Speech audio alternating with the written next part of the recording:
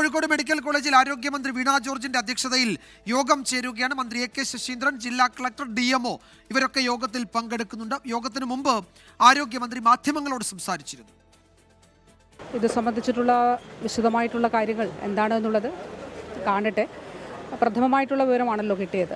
പ്രാഥമികമായിട്ട് അവിടെ നിന്ന് ലഭിച്ചിട്ടുള്ള വിവരം ഷോർട്ട് സർക്യൂട്ട് ആണെന്നാണ്. വിദഗ്ധ പരിശോധന ആവശ്യമാണ്. എന്തായാലും വിദഗ്ധ പരിശോധന ഉണ്ടാകട്ടെ. ഉടനെ തന്നെ ഉന്നതതല യോഗം ചേരണമെന്നുള്ളതാണ് ആലോചിച്ചിട്ടുള്ളത്. ഇത് സംബന്ധിച്ച് മെഡിക്കൽ വിദ്യാഭ്യാസ വകുപ്പ് ഡയറക്ടറോട് റിപ്പോർട്ട് തേടിയിരുന്നു. അപ്പോൾ അത് സംബന്ധിച്ച് രോഗികളെല്ലാം തന്നെ ഇവാക്യുവേറ്റ് ചെയ്യാനായിട്ട് കഴിഞ്ഞിട്ടുണ്ട്. 144 രോഗികളാണ് ആ പുതിയ ബ്ലോക്കാണല്ലോ അവിടെ ഉണ്ടായിരുന്നത്. സമീർ സി മുഹമ്മദും മിഥില ബാലനും വിവരങ്ങൾ നൽകും.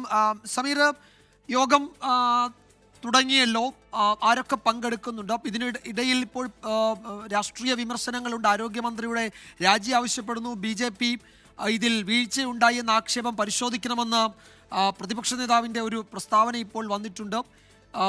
ഈ യോഗത്തിൽ എന്തൊക്കെ വിഷയങ്ങളാണ് ചർച്ച ചെയ്യാൻ പോകുന്നത്?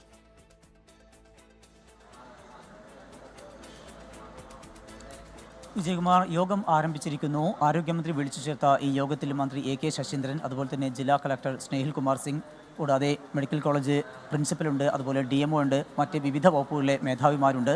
കൂടാതെ ഡിസാസ്റ്റർ മാനേജ്മെൻറ്റിലെ ഉദ്യോഗസ്ഥരും എത്തിയിട്ടുണ്ട്, KSCBയിലെ ഉദ്യോഗസ്ഥർ ഉൾപ്പെടെയുള്ളവരും എത്തിയിട്ടുണ്ട്. ഇന്നലെ സന്ധ്യയോട് കൂടിയാണ് UPS പൊട്ടിത്തെറിച്ചു എന്നുള്ള വിവരം ലഭിക്കുകയും അതേ തുടർന്ന് അവിടെ നിന്ന് ഉണ്ടായിരുന്ന 144 രോഗികളെ അവിടെ നിന്ന് മാറ്റുന്ന ഒരു സാഹചര്യം ഉണ്ടായത്. വലിയ ഒരു ഭീകരാന്തരീക്ഷമായിരുന്നു ആ വേളയിൽ ഉണ്ടായിരുന്നത്. വളരെ വേഗത്തിൽ തന്നെ തീ കെടുത്താൻ കഴിഞ്ഞു. പക്ഷേ അവിടെ ഉണ്ടായിട്ടുള്ള പുക ഉയരുന്നത് ഏറെ മണിക്കൂറോളം നീണ്ടുനിന്നു. അത് വലിയ രീതിയിലുള്ള പ്രത്യാഘാതങ്ങൾ ഉണ്ടാക്കിയിട്ടുണ്ട് എന്നുള്ള കാര്യങ്ങളും പുറത്തു വരുന്നു. ഇതുമായി ബന്ധപ്പെട്ടുള്ള രാഷ്ട്രീയ വിവാദങ്ങൾ കൂടി ഇപ്പോൾ സജീവമായിക്കൊണ്ട് പുറത്തുവരികയാണ്. സർക്കാരിനെതിരെ രൂക്ഷ വിമർശനം കോൺഗ്രസിൻ്റെയും BJPയുടെയും നേതാക്കൾ ഉന്നയിക്കുന്നു. അതിലേറ്റവും പ്രധാനപ്പെട്ട ആരോപണമാണ് T. സിദ്ദിഖ് MLA ഇന്നലെ രാത്രി ഉന്നയിച്ചത്. അതിന് പിറകെ അദ്ദേഹം ആ ആരോപണത്തിൽ ഉറച്ചു നിൽക്കുകയും ചെയ്തു. 5 പേരാണ് ആ വേളയിൽ മരിച്ചത്. ആ മരണത്തിൻ്റെ കാരണം പൊട്ടിത്തെറിയും തുടർന്നിട്ടുള്ള സംഭവങ്ങളുമാണ് എന്നുള്ള ആ ഒരു ആക്ഷേപം നിലനിൽക്കുന്നു. അതോടൊപ്പം തന്നെയാണ് BJP നേതാക്കളും സർക്കാരിനെതിരെ രൂക്ഷമായിട്ടുള്ള വിമർശനം ഉന്നയിക്കുന്നത്. ആരോഗ്യ വകുപ്പിൻ്റെ തികഞ്ഞ പരാജയമാണ് ഇത്തരം സംഭവങ്ങൾക്ക് ഇടയാക്കിയത് എന്നുള്ള ഒരു ആക്ഷേപം ഉന്നയിക്കുന്നുണ്ട്. ഈ സംഭവങ്ങളെല്ലാം തന്നെ പരിഗണിച്ചുകൊണ്ട് തന്നെയാണ് ഇപ്പോൾ ഈ ഉന്നതതല യോഗം ചെയ്യുന്നത്. എന്താണ് ഈ സംഭവത്തിന് ഇടയാക്കിയത് എന്നുള്ള കണ്ടെത്തുക എന്നുള്ളതാണ് ഏറ്റവും പ്രധാനപ്പെട്ട കാര്യം. ഷോർട്ട് സർക്യൂട്ടാണ് എന്നുള്ള പ്രാഥമിക വിവരത്തിന് അപ്പുറത്ത് മറ്റ് എന്തൊക്കെ ഘടകങ്ങൾ ഇതിനകത്ത് ഉണ്ട് എന്നുള്ള കാര്യങ്ങളാണ് പ്രധാനമായും പരിശോധിക്കുന്നത്. പ്രത്യേകിച്ചും ഏറ്റവും പുതിയ ബ്ലോക്കാണിത്. ആ ബ്ലോക്കിലാണ് ഇത്തരത്തിലുള്ള വലിയ രീതിയിലുള്ള ഒരു വീഴ്ച ഉണ്ടായിരിക്കുന്നത്. അതുകൊണ്ട് തന്നെ അതിൻ്റെ വിദഗ്ധരുടെ സാങ്കേതിക വിദഗ്ധരുടെ ഉൾപ്പെടെ സാന്നിധ്യത്തിലാണ് ഈ യോഗം നടക്കുന്നത്. UPSൻ്റെ CT സ്കാൻ റൂമിലുള്ള UPS പൊട്ടിത്തെറിച്ചു എന്നതിൽ കവിഞ്ഞ് മറ്റെന്തൊക്കെ കാര്യങ്ങൾ ഉണ്ടായിട്ടുണ്ട് എന്നുള്ളതെല്ലാം തന്നെ കണ്ടെത്തേണ്ടിയിരിക്കുന്നു. വലിയ രീതിയിലുള്ള നാശനഷ്ടങ്ങളും ഉണ്ടായിട്ടുണ്ട്. ഒപ്പം തന്നെയാണ് ഈ 5 പേരുടെ മരണവുമായി ബന്ധപ്പെട്ട കാര്യങ്ങളും ഉയരുന്നത്.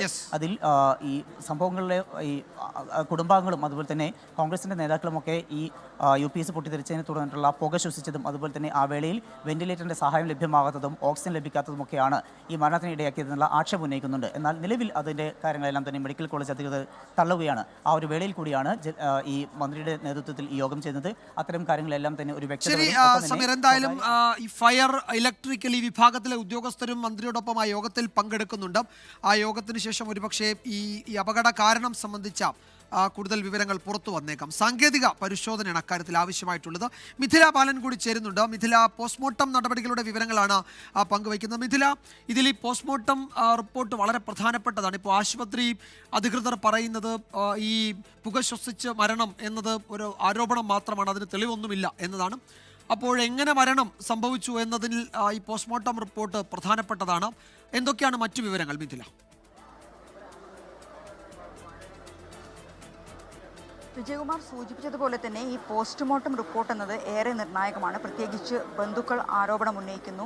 ഗുരുതരമായ ആരോപണമാണ് ബന്ധുക്കൾ ഉന്നയിക്കുന്നത്. പ്രത്യേകിച്ച് ഇന്നലെ ആ ഒരു സംഭവം ഉണ്ടായ സമയത്ത് വെന്റിലേറ്ററിൽ ഉൾപ്പെടെ ഉണ്ടായിരുന്ന രോഗികൾ ഓക്സിജൻ നൽകിക്കൊണ്ടിരിക്കുമ്പോഴാണ് ഇത്തരത്തിലുള്ള പൊട്ടിത്തെറി ഉണ്ടായത്. അപ്പോൾ പാതി വഴിയിൽ ഓക്സിജൻ നൽകുന്നത് നിർത്തി ഈ രോഗിയെ പുറത്തേക്ക് എടുക്കേണ്ട ഒരു സാഹചര്യം ഉണ്ടായിട്ടുണ്ട്.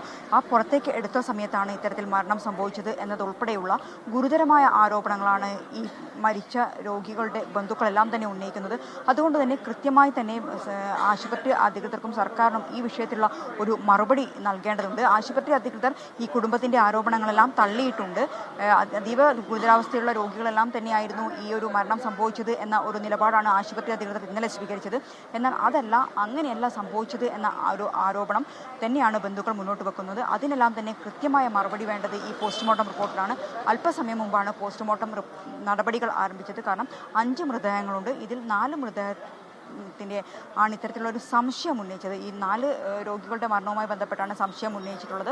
ഒന്ന് ഒരു ആത്മഹത്യയാണ്. ആ ആത്മഹത്യ മരിച്ച ശേഷമാണ് ആ മെഡിക്കൽ കോളേജ് എത്തിച്ചിട്ടുണ്ടായിരുന്നത്. പക്ഷേ ആ ഒരു സംഭവം നടക്കുന്ന സമയത്ത് ആ ഒരു രോഗി അവിടെ ഉണ്ടായിരുന്നതുകൊണ്ട് ആ ഒരു മൃതദേഹം കൂടി പോസ്റ്റ്മോർട്ടത്തിന് ചെയ്യണം എന്ന ഒരു തീരുമാനമെടുക്കുകയായിരുന്നു. അങ്ങനെയാണ് ആകെ 5 മൃതദേഹങ്ങൾ ഇപ്പോൾ കോഴിക്കോട് മെഡിക്കൽ കോളേജ് ആശുപത്രി മോർച്ചറിയിൽ പോസ്റ്റ്മോർട്ടം നടപടികൾക്ക് കൊണ്ടുവന്നിട്ടുള്ളത്. അല്ലെങ്കിൽ അതിലിപ്പോൾ ഒരു മൃതദേഹത്തിലാണ് ഇപ്പോൾ പോസ്റ്റ്മോർട്ടം നടപടി ആരംഭിച്ചിട്ടുള്ളത്.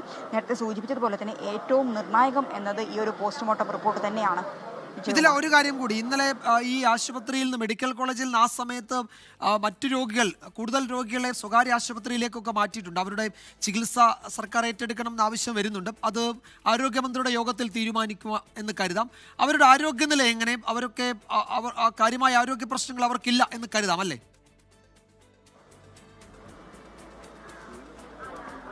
വിജയകുമാർ, നിലവിൽ കോഴിക്കോട് മെഡിക്കൽ കോളേജ് കാഷ്വാലിറ്റിയിലേക്ക്, അതായത് PMSSY ബ്ലോക്കിലേക്ക് രോഗികളെ ഒന്നും തന്നെ എടുക്കുന്നില്ല. അത്തരത്തിൽ ഗുരുതരാവസ്ഥയിൽ വരുന്ന രോഗികളോട് മെഡിക്കൽ കോളേജിലേക്ക് എത്തേണ്ട, നേരെ ബീച്ച് ആശുപത്രിയിലേക്ക് പോകാനാണ് നിർദ്ദേശം നൽകിയിട്ടുള്ളത്.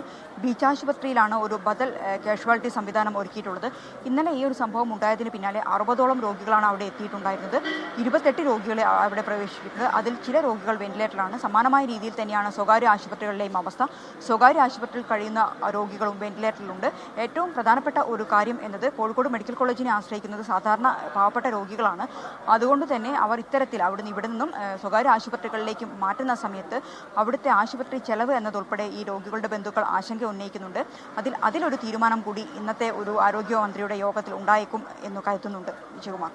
യെസ്, മിഥില ബാലനും സമീർ സി മുഹമ്മദുമാണ് വിവരങ്ങൾ നൽകിയത് കോഴിക്കോട്ട് നിന്ന്. ആരോഗ്യമന്ത്രിയുടെ യോഗം അവിടെ പുരോഗമിക്കുകയാണ്. ആ യോഗത്തിൽ ഈ ചികിത്സാ സഹായം ഉൾപ്പെടെ സ്വകാര്യ ആശുപത്രിയിലേക്കൊക്കെ ഇന്നലെ മാറ്റിയവരുടെ കാര്യത്തിൽ സർക്കാർ തീരുമാനമെടുക്കണം. അവർക്ക് ചികിത്സാ സഹായം നൽകണമെന്ന ആവശ്യമുണ്ട്. അതിലൊരു തീരുമാനമുണ്ടാകും.